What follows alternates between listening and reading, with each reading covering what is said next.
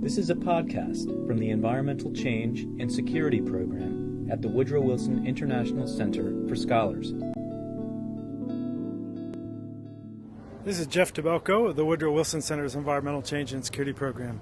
I'm in Barcelona, Spain at the World Conservation Congress in October 2008, and I'm here with Wouter Veening, who is the chairperson and co-founder of the Institute for Environmental Security based in The Hague in the Netherlands.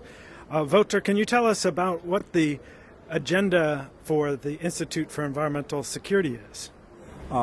Institute for Environmental Security. Security is related first instance to the environment, like food security, water security, energy security.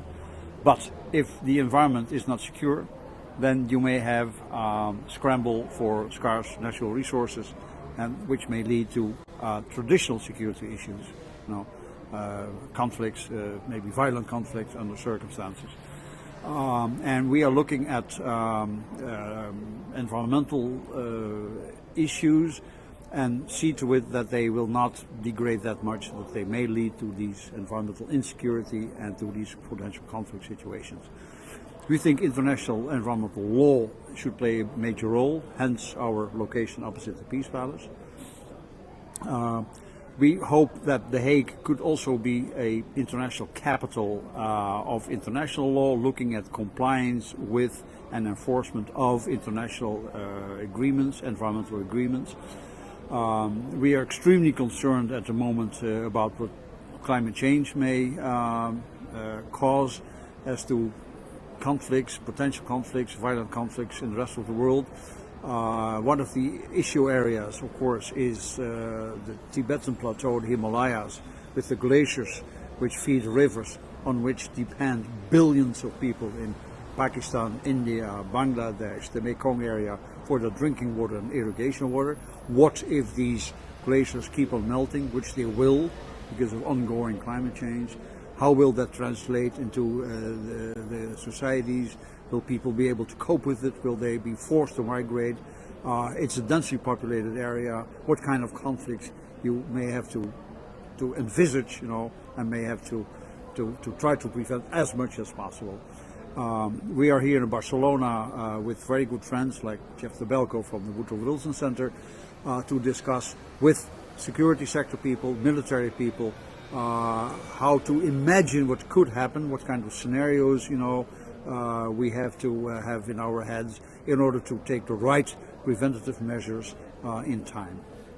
And we have next year in Copenhagen in December 2009 the big negotiation on climate change. What do you see as the critical environmental security challenges that conference needs to pay attention to and find ways to address?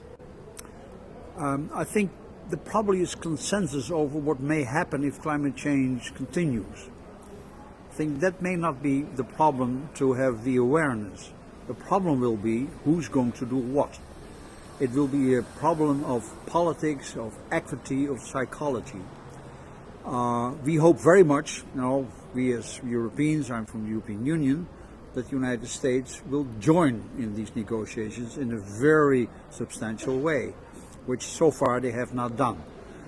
So the new administration, and we hope and we think that both the McCain and Obama, will do something very substantial about climate change, but also that the United States will take the lead, being now after China, the major emitter of greenhouse gases in the atmosphere. But so it's not the scientific knowledge or what may happen. No, it's the willingness, the political will, which is conditioned by equity considerations, psychology, which may determine the outcome of the negotiations in Copenhagen. The thing is, if we do not agree as a global community in Copenhagen, then we will aggravate the climate change problem.